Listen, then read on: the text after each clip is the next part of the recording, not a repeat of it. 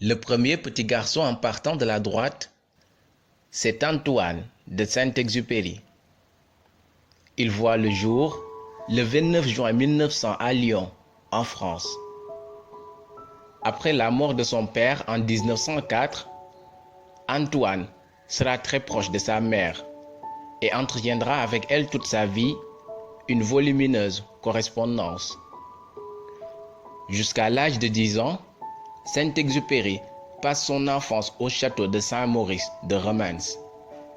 En 1909, après l'installation de sa famille au Mans, il suit alors ses études au collège Notre-Dame de Sainte-Croix, avec le statut d'un élève moyen.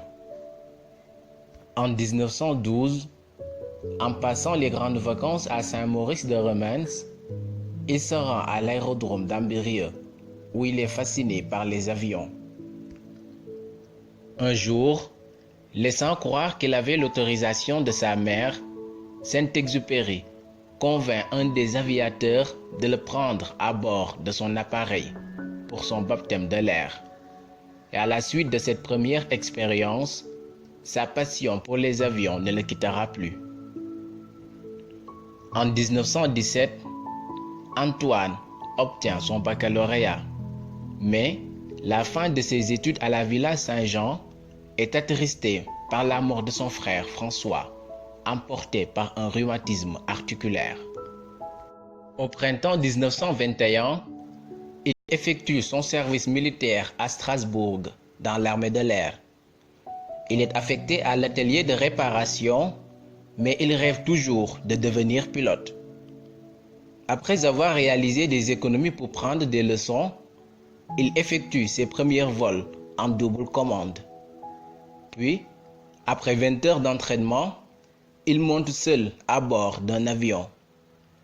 Lors de l'un de ses vols en solitaire, alors que l'appareil était en flammes, il réussit à se poser de justesse. Au printemps 1923, il a son premier accident d'avion au Bourget. Bilan, une fracture du crâne et grosse frayeur pour sa fiancée. En 1924, Saint-Exupéry travaille dans l'usine Soraire qui fabrique des camions. En 1 an et demi, il ne vendra qu'un seul camion.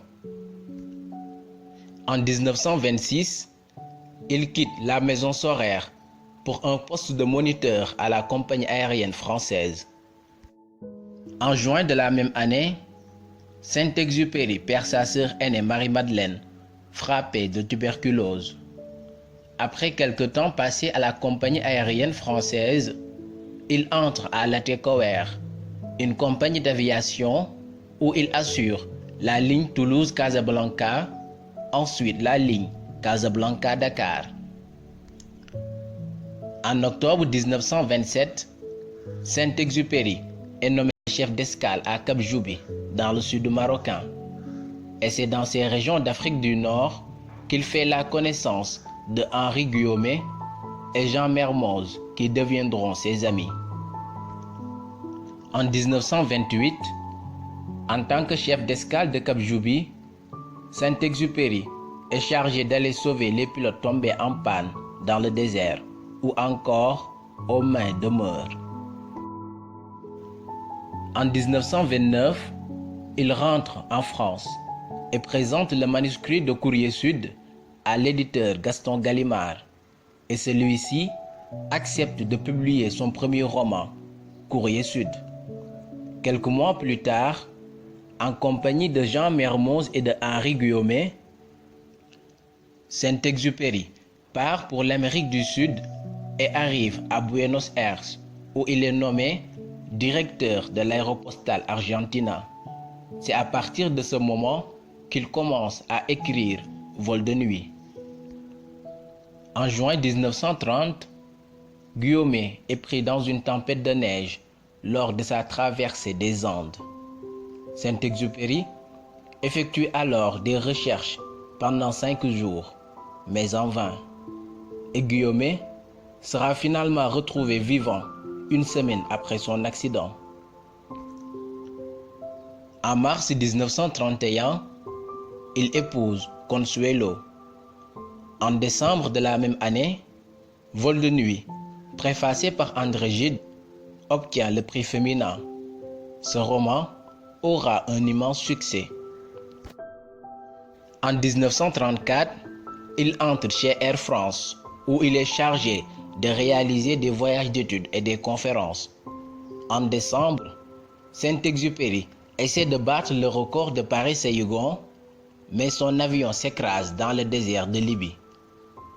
En décembre 1936, Mermoz, un des amis de Saint-Exupéry, disparaît au-dessus de l'Atlantique. Durant l'été de cette année, Saint-Exupéry est envoyé par le journal L'Intransigeant en Espagne pour faire un reportage sur la guerre civile qui s'y déroule. En 1937, il retourne en Espagne, envoyé cette fois-ci par Paris Soir. Il se rend aussi en Allemagne où il constate les effets de la montée du nazisme. En 1938, il part pour New York où il tente un raid de New York à la Terre de Feu. Mais son avion s'écrase et il reste 5 jours dans le coma. Il souffre entre autres de cette fracture du crâne. La convalescence qui s'ensuit lui permet d'avancer dans la rédaction du manuscrit de Terre des Hommes qui paraît en 1939. En 1939, Saint-Exupéry est promu officier de la Légion d'honneur. En février de la même année, paraît Terre des Hommes. En décembre, il obtient le grand prix du roman de l'Académie française. Et en novembre, on l'affecte au groupe de reconnaissance de 33, établi en France, puis déplacé à Alger. Durant ce premier hiver de la Seconde Guerre mondiale, il commence à écrire Le Petit Prince. Le 20 février 1942, paraît Pilote de guerre. Et le 6 avril de la même année, paraît Le Petit Prince. Le matin du 31 juillet 1944, il s'envole pour une mission de reconnaissance sur Grenoble.